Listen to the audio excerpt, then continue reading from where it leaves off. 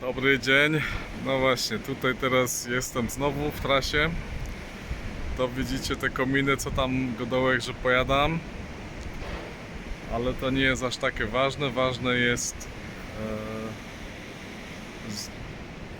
nie wiem, czy słychać ten hałas, ale tutaj jest taki hałas właśnie od zapory.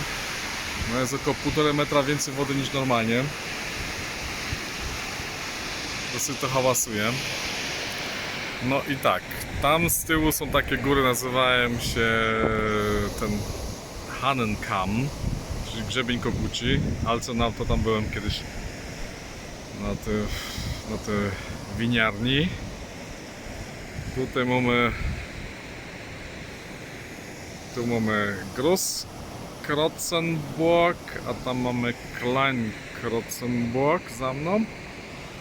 Tam kompletnie to jest Hainburg, mniej więcej z tamtą stronę jadę. To jest ten palec. Także jadę do domu, nie? Fajna pogoda. +6, słońcem. No, lepiej niż kiedy indziej, ale zbliża się zimno pora. Także czuję, że następny raz to będzie coś na szyja, czyli na nartach. No myślę, że za 2 dni nie na kole, a na dechach będzie. No pozdrawiam. Cześć, cześć.